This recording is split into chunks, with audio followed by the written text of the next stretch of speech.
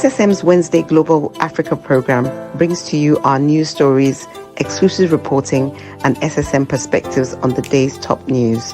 Plus, the inside scoop on Africa's most important developing stories.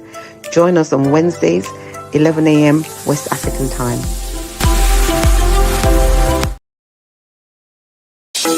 In a world where news flies around every minute, you need the ability to relate and connect with what matters and stay up to date.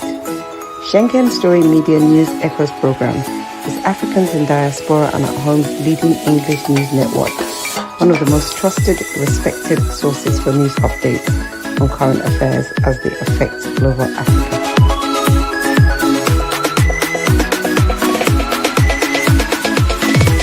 Nigeria, we hail thee, our own dear native land. Though tribe and tongue may differ, in brotherhood we stand. Nigerian soul are proud to serve our sovereign motherland.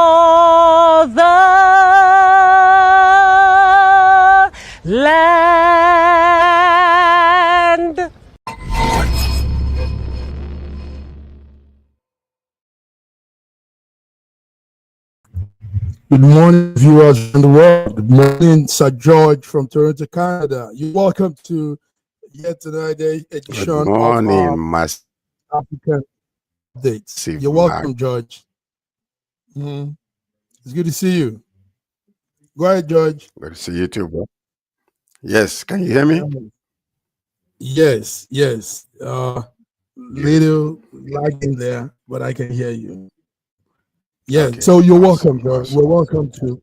We're all here on this 14th day of October on the Global Africa Update. George, how's it been in Canada? How's it been with you and the people of Canada? Are you ready to give us updates from the diaspora standpoint? You know how we do. We're always ready in season and out of season. I want to welcome viewers from around the world to our Wednesday Global African Affairs. You're welcome. All right, George. Let's start with something very serious. After we had the U.S. Senator Ted Cruz made allegation that Nigerian government is supporting terrorism and facilitating Christian genocide. Now we hear that the Senate have set up a 12-man committee over the Christian genocide claim. Do you have to wait until an external body, external personality, these comments before setting up a committee on this? I mean, why haven't the government looked into this serious issue happening north of Nigeria, central Nigeria, and in even some parts of the south of Nigeria? George, what do you have on this? Well, following up with the news, the Ted Cruz accused the Nigerian government of supporting terrorism and facilitating Christian genocide. And this allegation is part of a long-standing narrative among some international circles, including other U.S. Politicians and commentators who cite high and often varying figures of Christian deaths and church destructions. We've seen that happen again and again. We do the news here. It's not news to us. So the Nigerian government's response was that the Nigerian Senate has established a 12-man committee to formally address these claims. And the committee mandate is to investigate the allegation and develop an official position for the government. And then the Nigerian government also consistent rebuttal is that the country's security crises are driven by terrorism, criminality, and resource conflict, not a state sanctioned religious warfare, according to them. Now, when you go back into this, I mean, we can deny some of these things all we want to, but the fact of the matter is it's not being taken very seriously in Nigeria. We have seen what is happening, and when you go into a deeper analysis of all of these things, you ask yourself these questions. we have seen a lot of these bandits, coming out with camouflage outfits, carrying guns, AK-47 and AK-45, right in the presence of anybody. The federal government would never allow anybody from any part of Nigeria to do that. Why are they allowing these bandits to come out with guns, come out with camouflage, outfits, and discussing, negotiating with them? It doesn't make any sense. And Nnamdi Kanu is still languishing in jail today because of what? And then these people will come out, kill, maim, and destroy all kinds of things, and nothing is happening. Yeah. Now listen to this. Okay. Okay, go ahead. I want us to keep the Nnamdi thing. It's the topic of its own. Yeah, we're gonna get there, but this is part of the whole narrative, because if you have to understand, there are two judgments. One for the South and the North. Okay, George, let's look at issues that surround this whole discussion by Ted Cruz. First of all, viewers, you need to know that Ted Cruz is a United States senator, a Republican. He made this observation, and he's standing strong on it. Now, what I want us to look is some Nigerians. Yesterday, we had some of these APC government spokesmen. There is Reno Omokri, a Nigerian APC spokesman. There is Bawa, the other guy. Now they are saying that it is not true, and these are Nigerians that really know what is happening. I mean, they see the situation, but they are turning the blind eye because they are probably part of this government. So they are saying that Ted Cruz allegation is Ted Cruz statement is false. He just made an allegation that's not correct. So let's look at it now from the Nigerian side. Let's not even look at it from the Southeast. Individuals in governance that are also through. Nobody is dying in the north of Nigeria. Nobody is going through any Christian genocide whatsoever. George, this is where it hits me from that angle. What will you say? These Nigerians coming out to say it's not true. You see, because they're going to say that because they are afraid of sanctions from the U.S. government, which will affect us economically, and it can really. You remember about 2 or 3 weeks ago, a guy came out and was saying that more than 500,000 Christians were killed in Nigeria, and nothing has been done. You remember that, and this is what really sparked this. And it seems like Nigeria is sleeping. The government is sleeping until something like this happens. You see what I'm saying? Because we have seen this happen again and again. Go to the Southeast today. Before you go 2 kilometers, you see a military checkpoint. Everywhere you go in the Southeast, military checkpoints.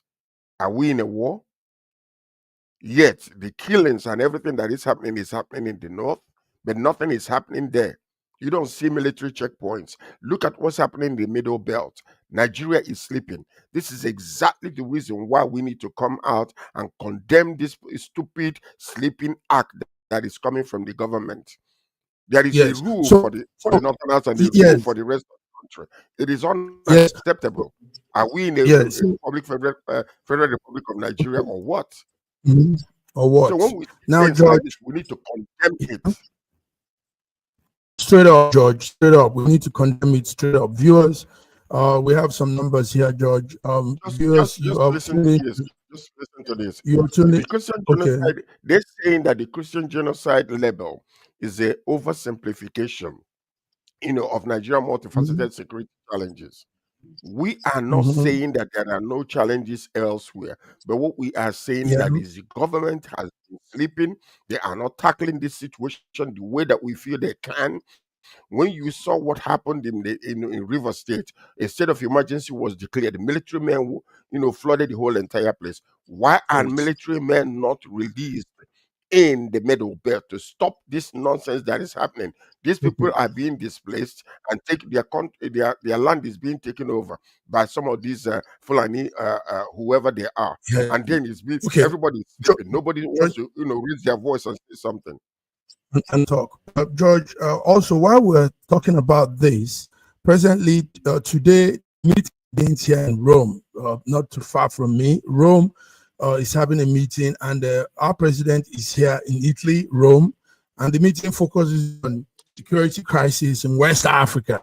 Now, the president, Bola Ahmed Tinubu, is here to discuss this thing. The meeting is being chaired by the King Abdullah II of Jordan, and some Italian leaders. So we have all of these things happening, and some people are still saying it's not happening in our country, but our president is coming on meeting on this issue, and Cruz made his observation. Some individuals, some politicians say it's not true. There's no genocide in Nigeria, but we know it's true. George, we also know that people are living in ID camps, refugee shelters in their own country, in their own state, in their own community. Nigerians are living in camps, refugee camps, settlements, and yet they say what Ted Cruz is saying is not true. I mean, you can make it. I mean, this is exactly what happens in our country that is so sad. Whereby we see white, we call it black. We see black, we call it white. Okay, let's say in the Northwest, violence is largely driven by profit, kidnapping, and criminality affecting community indiscriminately. Is that true? In the Middle Belt, you have more Muslims right there, more Christians than Muslims. And that is the reason why they're being displaced and nothing is happening. Why is it that the government have not taken a very direct, purposeful decision to stop this insurgency? They are playing games. The reason being that most of these jihadists are people, sons and daughters from the northern part of Nigeria. That's why they call them our brethren. Oh, they are your brethren. They will come, kill, maim, kidnap, and take all kinds of money. Tomorrow you come and bring them all out and give them virgins and they marry and you give them houses and pay them money for their welfare. This is how you deal with insurgencies. This is how you deal with criminality in Nigeria, with people that are just killing and maiming and kidnapping your own children. Is that right? Can half of what is happening in the north happen in the east? And you will see they wipe the whole east. They will send the military to try to wipe the whole east out. Up until today, look at them. This is what you see. Who are the people sponsoring these people? Where are they getting their guns from? That's the question. It's a huge business. Some of the people in the government, they understand and they know what is happening. The people from the west and the east are afraid of speaking up against the Fulanis. This is exactly the sad part of this whole entire thing. Those in the House and those in the Senate, they know the truth, but they won't come out to talk about it. Viewers, let's bring the updates. George, let's bring viewers that are popping up. What we're discussing here is the present situation in Nigeria in terms of security, and a statement by a United States House of, Republican politician and Senator Ted Cruz. Ted Cruz said Nigeria. That's a picture of the senator there. He said Nigeria is going through Christian genocide because the North mainly, and even some middle belt, central part of Nigeria is going through this situation. So this is what we're discussing here. You're free to put your opinions, your thoughts up on the line as we discuss this morning, 14th day of October 2025. So George, let's crop up on this same topic. Now, some people have decided to, some American politicians and media people have decided to come see things for themselves. They are there in Nigeria now. I heard they came in on Sunday to ascertain what Ted Cruz said. But the Nigerian hosts, we are like the host now. They might not take them to these very volatile places. They will not. They will not take them there. And that's exactly the point. They can put them in Lagos. They can put them in Lagos, or they can put them in Abuja, put them in a sweet, beautiful hotel, take them around the city, take them around, beautiful, marketplaces where nothing is happening. And Yeah. that's exactly what you're going to see. And they're going to go and bring the report. The interview with Reno Omokri and these people. See, what is happening in Nigeria is this. One thing that I hate about our people, we are so intelligent, but our intelligence is becoming part of our own issue and part of our own problem. Can we just tell the truth? If we need help, maybe we can be helped. Yeah, exactly. Yes, just tell the truth. Why are we running around and beating around the bush and talking about simplification? Okay, now they're talking about the farmer-herder clashes in the Middle Belt. Conflict is primarily rooted in competition over land and water resources, though it has taken on a religious and ethnic dimensions. We see what is happening. Thousands upon thousands of these people are languishing in ID camps. And we are here giving excuses rather than dealing with the situation head on and stopping it. They can, but they refuse to, simply because their young ones are involved in all this banditry. They did not go to school, therefore they have nothing else to do, and therefore the only way for them is to go into the bushes and begin to kidnap to make money. So let's deal with facts. Facts are facts. Okay, let's deal with facts. Let's deal with facts. The Northerners, you will see less of this nonsense happening. Okay, that's it, George. Strong words. We know also that the United States Senate wants to put a diplomatic scrutiny and probably some implications of this comment by Ted Cruz. So let's see how that plays out as the week rolls out. Let's see if these monitors, these people that have come to ascertain what was said, let's see if they will get good reports. They will see what they want to see, because up north is not looking good at all. George and I agree on that. What I want the world to know is what Ted Cruz is saying is not a lie. Okay, very good. In fact, and you are a Nigerian. You're saying Nigerian is backed up by facts, statistical facts. And the only thing they're running scared right now, because they don't want America to put any kind of embargo or to put any kind of sanction against us, which will affect economically most of the people that are under, the poor people. So when that is happening, now there's going to be an economic chaos in Nigeria, and the people that will suffer mostly are the underprivileged and those that are dying daily of malnutrition as we speak. Dying daily, while the political fat cats are living a lavish lifestyle. It is unacceptable. Something needs to be done. It's unacceptable. Viewers, this is the discussion this morning. So stay tuned. We're here on Wednesday African Affairs.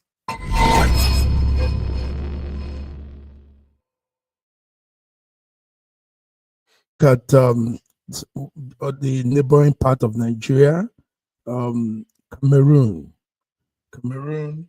George, Cameroon is going through some real serious situation at the moment. But before we talk about it, let's hear from the so-called I don't know how to put all his name, but the man that is presumed leader, the man declared leader of the winner of the Monday election in Cameroon, the 12th of October. Let's listen to him speak.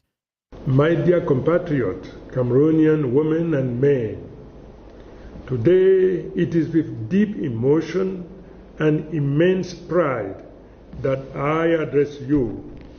Together we have written history. Throughout this campaign, I saw a Cameroon standing tall. I saw women, men, youth, and elders braving threats, facing intimidation, yet remaining mobilized. I saw voters keeping watch in polling stations until the end of the night, protecting their voices, defending the truth of the ballot box. this courage, this determination will forever remain engraved in the memory of our nation. First, I want to say thank you to the Cameroonian people. Thank you for believing in me. Thank you for believing in us. Thank you for believing in. Okay, George, it is a lengthy speech he made yesterday. That's a nationwide broadcast he did. So that's the Cameroon opposition candidate and lead, the winner of the Monday election in Cameroon, Issa Chikiroma. Issa Chikiroma is presumed to have defeated Paul Biya in the election, but it's not settled yet. Paul Biya is not taking to that defeat. He says it's not true. George, Cameroon, interesting country again. Well, it's a dramatic move. The election was not. They didn't finish counting the ballot papers, but Issa Shiroma has taken to the stage and declared himself the winner of the October 12th presidential election in Cameroon. This announcement came on Monday before the official results have been released by the Electoral Commission. So now what you see is that the declaration sets the stage for a major political showdown. By claiming victory, Shiroma is now directly challenging the incumbent president, Paul Biya, who has been in power for 4 decades and was also a candidate in this election. How old is he now? 92 or 94? Who knows? The man is old. Okay. So what we are seeing also is the key conflict now lies in pending official tally. So they have to wait until all the ballots are counted. The Electoral Commission, known as ELACAM, is still counting votes. And Shiroma preemptively claim is a strategic move to shape public perception and rally his supporters. But the final constitutional authorities, rest with ELACAM announcements. So what we don't understand is what Paul Biya is going to do. So this action signals that the opposition may not accept the outcome, but whether they accept it or not, we know what happens in most South African countries. So it is very likely that what has been happening for the past 40-something years might even happen again, where this man is sitting still, being the last man standing. He's hijacked every aspect of the country's resources and, department and governments. So we don't know what is going to end up happening. So the man might still emerge as a winner, and nothing is going to be done about that. So now, but you see, all these type of issues that are happening, this is where the world will clamp down on them and stop this nonsense. If we say we're practicing democracy, let's practice true democracy, not the shambolic democracy that we have seen happening in most African countries. I rest my case. Okay. Yeah, you rest your case, George. Very strong case. So, viewers, that's Cameroon. Cameroon had his election, and the man, Issa Chiroma, was declared the winner. But Paul Biya, the incumbent president, has been there for decades now. He's not taking it. So, but the Issa Chiroma has made his own presidential speech. Even though it was done on Facebook, George, that speech was done on Facebook. Facebook can be a verified platform to go as a world's leader, president of the country, to make your broadcast. It looks cranky. It's very immature.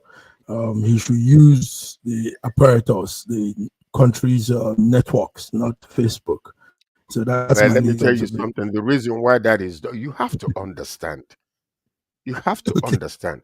Most of the time, these people are, restricted to a whole lot of things. So the only thing he could do was to use the only resources that are available to him in order to make a public speech or to put it out there to the general public. If he calls now for, press conference, part of the people in the press will be arrested and all those type of things. So the man did what he had to do, because he knew that the only way is to send it out there international. We're talking about it today because it was on Facebook. No, that's not the conventional way to go, but that's the only thing that he could do to get the news out there, and he wanted it out there at all cost. You want to have it at all costs. Good one. Interesting. All right. So, but George, our eyes still Cameroon. We don't know what the situation is as at this morning, but as at yesterday, there were protests, anti-protests, marching of infrastructures, people going on the streets, breaking down things. But I don't think that will help them either. You don't go around breaking government infrastructure because you're trying to make a statement. I mean, that won't help anything. So let's see how it goes. The man Chiroma has said he won. We've not seen the papers, the scoreboard of the electoral body in Cameroon. They've not come up with the official scores and numbers, so we're still waiting to see that too. But let's see we how are it goes, waiting George. to see that. But the fact is, when it comes out, is it going to be the fact? Is it going to be the written one or the counted one? Because Okay. he's won for how many times right now? Not simply because the people love him so much. No, you already know the state of Cameroon right now. There is no way this man you will get 20% of the votes. Even the daughter came against him not too long ago. So Yeah, that if the true votes are counted, he will get maybe about 15 or 20%, and the opposition will get about 80. You know that already. Yeah, Because the people we of know that Cameroon, already. even though those that are in diaspora, are crying out. They want the man to go, including the daughter. He's not a very popular man. Because his age too. Okay, George. Before we take a small break, Nigeria lost a figure called Trailblazer. The president of Nigeria yesterday mourned ex-minister and foreign affairs minister at one time, also a permanent House of Representative to the United Nations. We're talking of the lady Joy Ugo. Joy was an ambassador for Nigeria. Yesterday she passed on. George, I follow United Nations activities, and I know that this lady was a permanent seat for us at the United Nations. So yes, Joy, that's Madame Joy. She passed on yesterday at the age of 79. But she did a lot for Nigeria. George, what do you know? Do you know her? She was a true diplomatic trailblazer, in her own rights. Ambassador Professor Joy Ogu. She was a pioneer who broke barriers as Nigeria's first female Minister of Foreign Affairs and permanent representative to the United Nations. Her passing marks the loss of powerful voice for Nigeria on the world stage. So we mourn her and we send our condolences to the family. She served us very well and we're very proud. And we pray for the strength of the family. Condolences to them. Condolences to them. So I think we'll use this to go on a break, to keep in the 1 minute silence. And that is Joy Ogu, a 79-year-old Nigerian distinguished diplomat, served for Nigeria as a permanent seat in the United Nations, New York, and also was one time Minister of Foreign Affairs. So that's late Mrs. Joy Ogu. Yes. May I so rest in peace. May I so rest in peace. George will be back. Let's take a short break while we also do a minute silence for Joy. Thank you.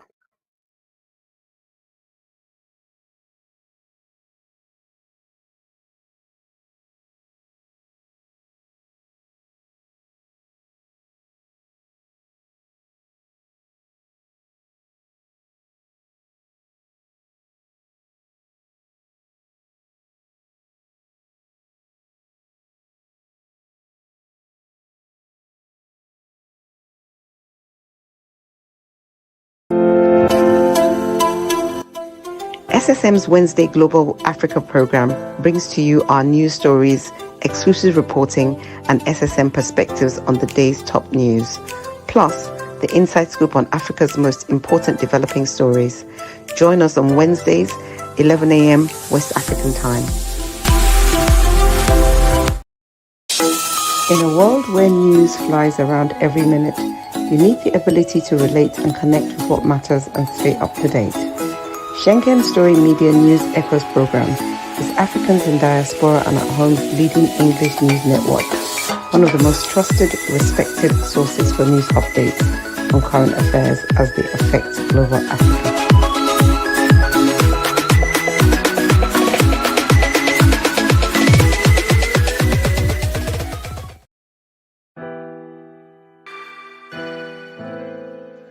Schengen Story magazine is an African international bi-monthly magazine based in Milan, Italy, and founded in 2016. The publication focuses on personalities, fashion, style, entrepreneurship, and culture for Africans.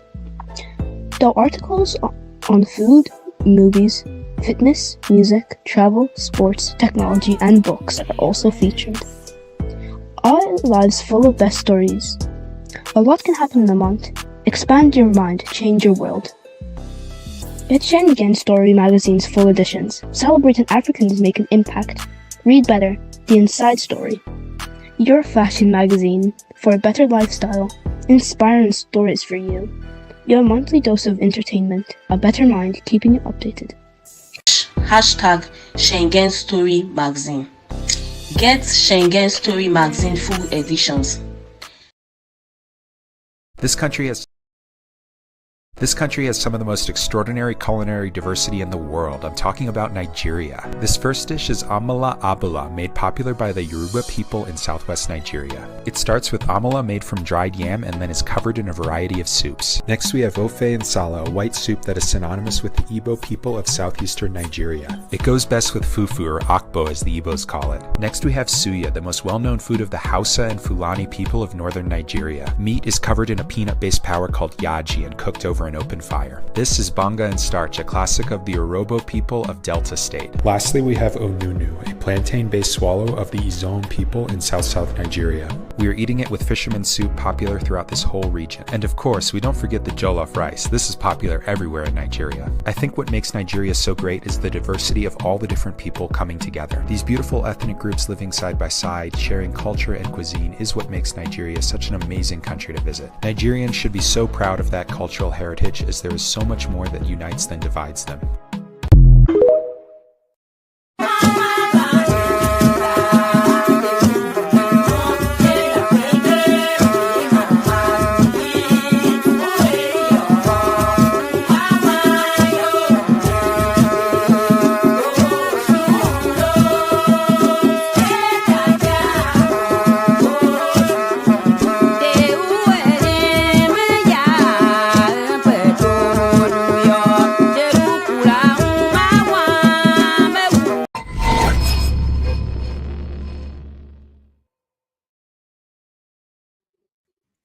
All right, you're welcome back. Welcome back to the second segment of today's edition of Global Africa Affairs. George, are you there? I am here live and direct. Live and direct, George. Thank you very much. Let's do some other news. Then we call it up for today. George, the federal government of Nigeria wants to not the federal government this time. It's actually the National House of Assembly. They are planning to bring forward the election date. We are supposed to actually have our election February 2027. They say let's run November 2026. So some people are saying no. This is sign of some things that might happen. I don't know. What do you think?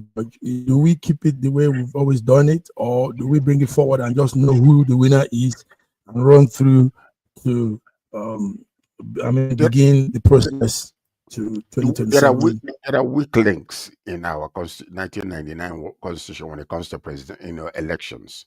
Nigerian lawmakers are proposing a major shift in the election calendar, aiming to hold the 2027 presidential and governorship polls in November 2026 instead of early 2027. The key reason for moving this election 6 months earlier is to create a longer period to resolve all election-related court disputes, ensuring that every legal challenge is settled before the winner are sworn in into the office.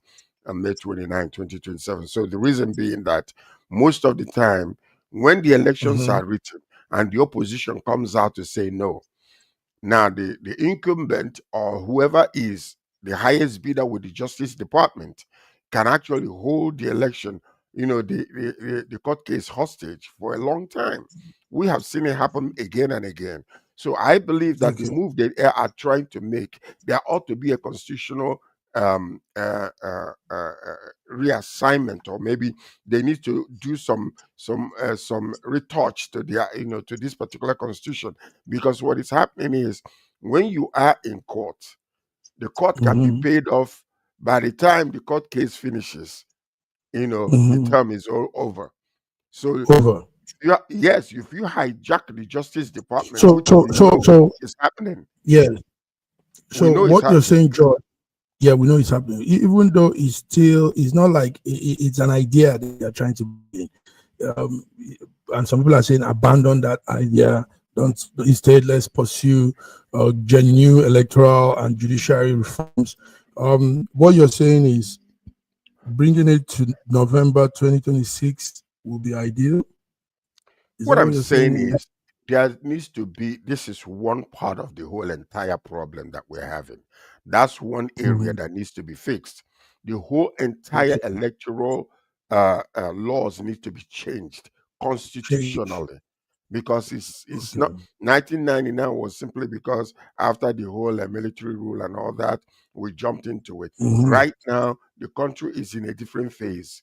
Therefore, we believe that it needs to be overhauled completely by the government. Overhauled completely. What you're seeing what George is discussing. The power that be might not like it because it might not affect them positively.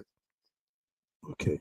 So, viewers, what George and I were discussing is a plan, is an idea actually by the House lawmakers. They want to bring closer our election day. Instead of February that we normally run election, presidential and gubernatorial election, they want it to be November of next year.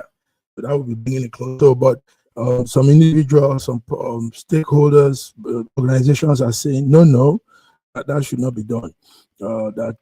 Rather, we should look at pursuing genuine electoral reforms that will ensure credible election and bring in governance without problem. So let's see how. If they allow this is just a bandage over a wound that is not going to do it. It's just a bandage over a wound. That's it. Yeah. That's it, George. That's a bandage over a wound. All right, George, let's come to some other interesting story. We saw that the United States government and some leaders came together to sign a Gaza ceasefire deal during the summit in Egypt. George, do you have any story on that? Yes. We were not sure what that papers are. Tell us. Well, what we're seeing is there's a ceasefire between Gaza and Israel. So a ceasefire deal, they're supposed to be meeting in Egypt, and then by the US and regional mediators, but not by Israel or Hamas. The actual warring parties are not going to be included. The agreement follows the release of all 20 living Israel hostages held by Hamas, and then Israel's release of 2,000 Palestinian prisoners. However, the deal is fragile. And why is it fragile? A major immediate issue is that the Hamas has not returned the bodies of all deceased hostages, which has led to a new tension. So the signed document is a framework, not a final peace agreement. The much harder phase 2 involved disarming Hamas and establishing a new government for Gaza, which all sides have not yet agreed on. Now, Trump yesterday was actually sending a direct message to Hamas: disarm or we will disarm you by force. And it's not going to be pretty. Simple, straightforward. And we are from here, we are hailing Donald Trump, President Donald Trump, on this peace deal. He pursued it. He finally got it. He was able to bend Benjamin Netanyahu's arms to accept this deal, Mm-hmm. and he did it, and it is a milestone worldwide. Nobody has been able Milestone. to do something like this at this quick, moment. So we hail him for this peace deal, and We you hail him. know, George, yes, you've always you've always talked about the hostages, those that were captured on October the 7th, and even the Gaza hostages too. So, but it looks like it's working well. We saw the release on Monday, the Jewish side being released from the Hamas camp, and we also saw the Hamas Palestinians being released from the Jew captivity. So it's working. You went here to talk about Trump not receiving the Nobel Peace Prize. We talked about this on Monday, Dr. Olufemi and I. And but we just know that it's more political, and also George, because with all these moves Trump is doing, he deserved that thing. I mean, not many people knows about the woman, the Venezuelan woman. the George, what point would you is say this: about the people that are the decision makers for the Nobel Peace Prize rejected it? Trump simply because he was openly vying for it, and they don't like that. So it's almost like a manipulative type of, listen to this though. They have their own rules of engagement. Mm, So when you are mm, openly vying for it and pushing for it, it's almost like you're gonna put us under duress to make you one. That's the reason they chose another. So maybe he will get this eventually. But one of the yes. major issue with Trump is because Obama got a Nobel Peace Prize, he wants it by Mm-hmm. force. So whatever Obama accomplished, he wants to outdo Obama or to be with him. So that's what we're seeing there. So, but Well, is that does he really deserve it? Does he really deserve it? He did. He does. But he needs to calm down and let them make that decision to give it to him on their own terms, not because on their you're own terms? openly vying for it. The government is All vying right. for it. It's not Okay, acceptable. let's see 2026 if he will be nominated. Let's see, because he still has Trump still has 2 more years to be in power, and before he goes, he could win it. So Trump, George is saying, don't talk about it. Don't coerce them into giving it to you. Stay calm. Stay Let calm. let It will come to let the, you let the by merit. situation play out on its own by It will merit. come to you by merit. Nice. Okay, thank you, George. George, also international news is that Madagascar is also right there, Eastern Asia, and Madagascar is going through its own situation like the one we had in Nepal. So this morning we heard the president has been a military unit has seized power because they can't find the president. So they've impeached the president by force, and they've taken over there. That military unit is called CAPSAT. So Madagascar is under the rule of a military unit now, and that's because the youth are protesting. Gen Z, they call themselves the Gen Z of Madagascar. Beautiful country, George. Beautiful country. Antananarivo is the capital. Antananarivo. George, what do you have of Madagascar? Well, for weeks, the young people of Madagascar, known as the Gen Zs, have been flooding the streets.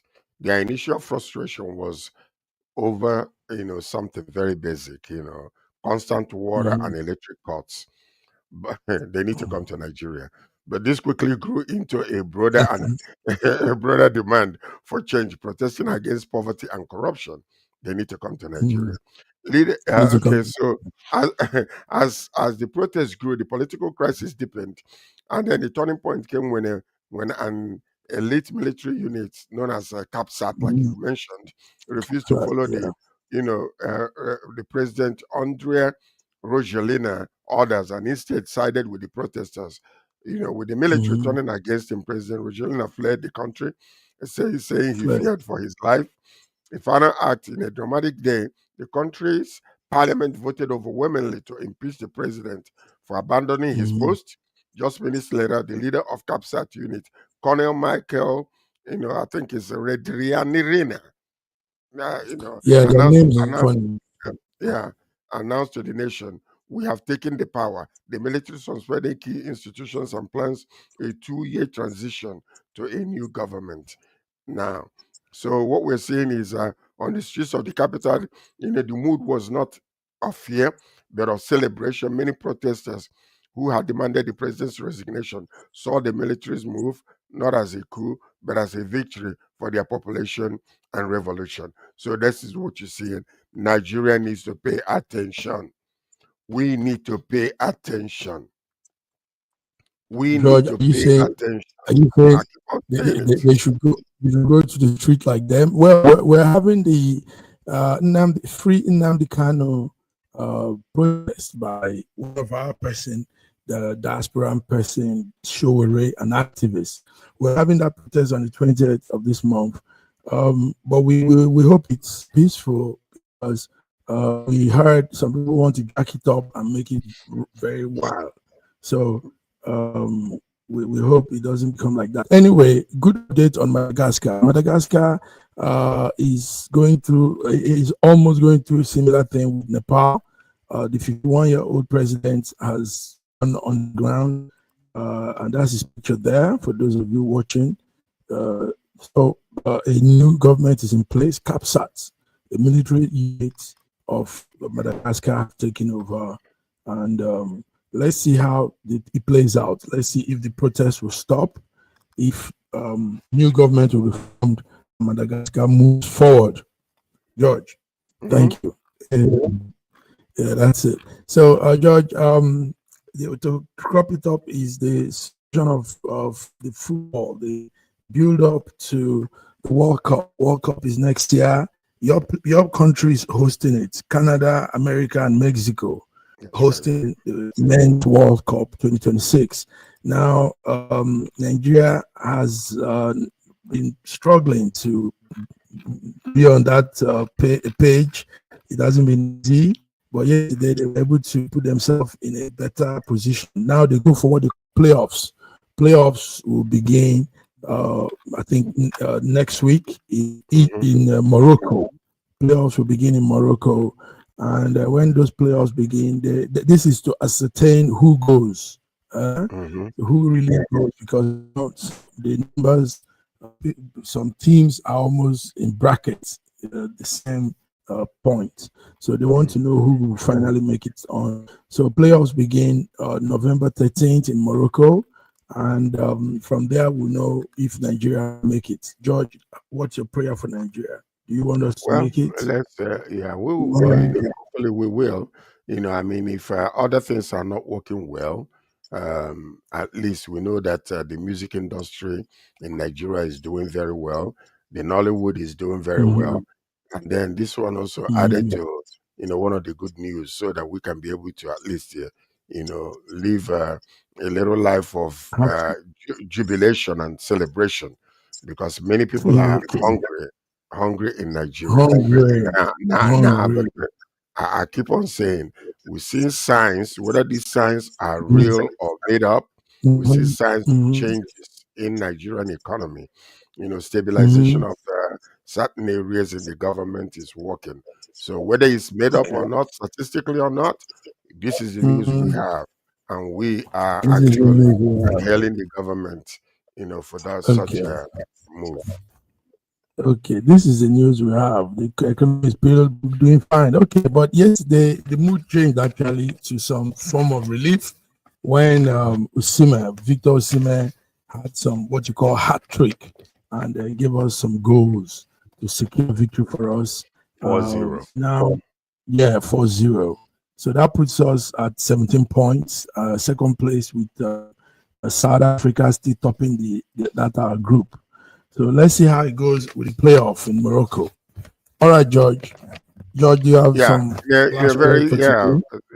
Sad news actually. The music award is mourning the true legend tonight. Grammy-winning R&B pioneer, D'Angelo, whose soulful voice and innovative sound defined neo soul, has passed away at the age of 51 years old after a long and private battle with cancer. He was such. I loved his music. I love his music. So You I know didn't know you do that genre of music. That's my line. You know, I followed D'Angelo I when he know. came out. When he was a young man, I was still composing the right lyrics for some arts back in the days. This was early 90s. Then he found himself also singing.